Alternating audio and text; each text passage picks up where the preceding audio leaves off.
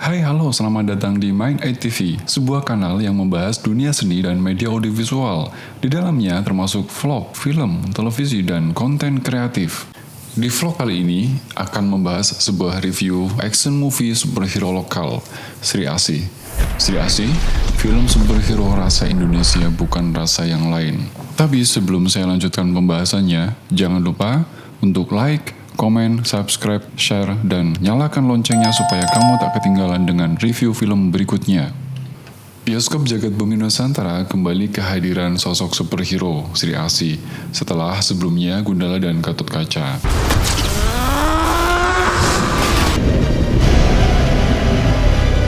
Film Sri Asih ini merupakan film laga superhero produksi screenplay Bumi Langit yang disutradari oleh UPI, menempatkan Pevita Pierce sebagai pemeran utama. Jadi, begini cerita singkatnya. Alana kecil, Kainaya Meisa Gusti, menghabiskan masa kecilnya di panti asuhan setelah ayah ibunya mengalami kecelakaan dan meninggal di dekat Gunung Merapi. Saat masih di panti, Alana dikenal sebagai sosok yang pemberani dan bahkan sering membela teman-temannya yang tertindas. Kebiasaan Alana ini ia bawa hingga tumbuh dewasa.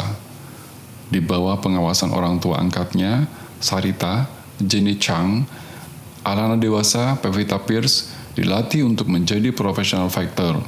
Di sana, Alana dikenal begitu tangguh dan tak terkalahkan. Kehebatan Alana ini kemudian sampai di telinga Adi Negara, Randi Pangalila, yang dikenal arogan, kasar, dan akan melakukan segala cara untuk mencapai tujuannya.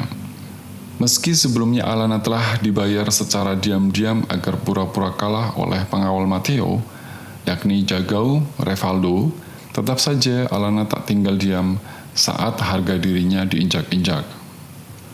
Apa yang dilakukan Alana membuat Matteo geram dan mengincarnya.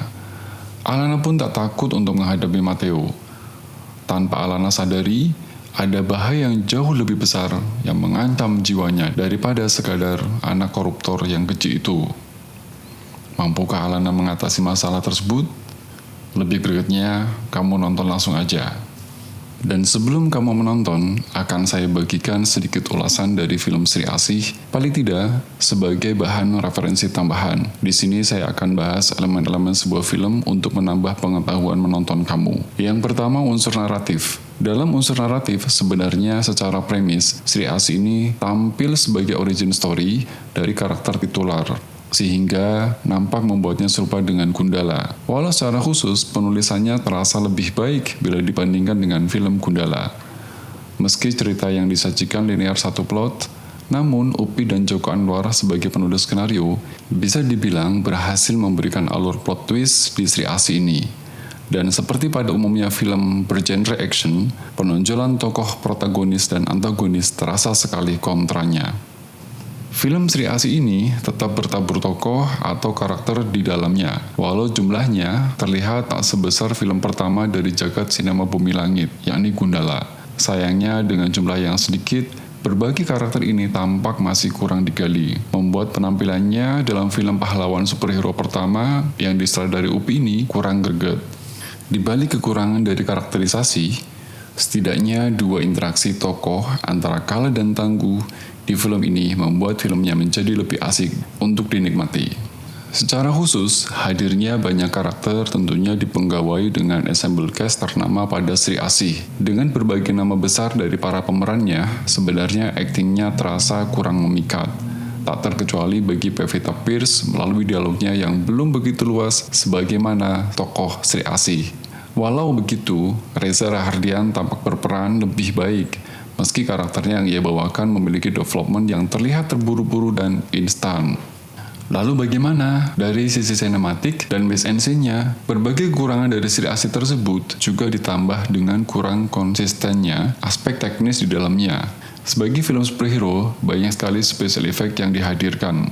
Yang sayangnya, seringkali tidak melebur dengan baik pada sebagian besar scene. Belum lagi, action koreografi yang terlihat masih canggung dan yang kurang greget aja Meski demikian, aspek setting, kostum, dan wardrobe telah memenuhi ekspektasi superhero asli Indonesia, terutama penggunaan batik dan kemben. Juga lokasi setting cukup mewakili jagat Nusantara yang kental. Bisa dibilang, Sri Asih ini adalah film superhero rasa Indonesia, bukan rasa yang lain.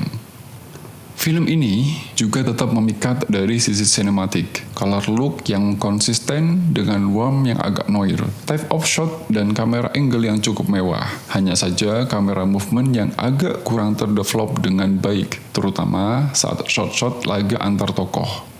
Scoring dengan nuansa kejawen membuat film ini pun terasa lebih membumi dan menusantara, dan cukup menggelegar sepanjang film Sri Asih. Aspek editing juga menjadi penentu bagaimana film ini harus hidup dengan alur yang sebenarnya. Editingnya cukup konstruktif, walaupun terlihat masih harus ada penyempurnaan berikutnya, tapi itu oke.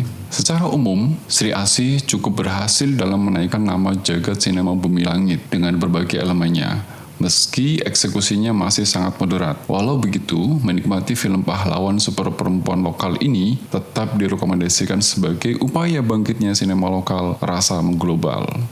Bagaimana? Asik bukan? Jangan lupa kalau kamu suka video ini, like, komen, subscribe, dan share.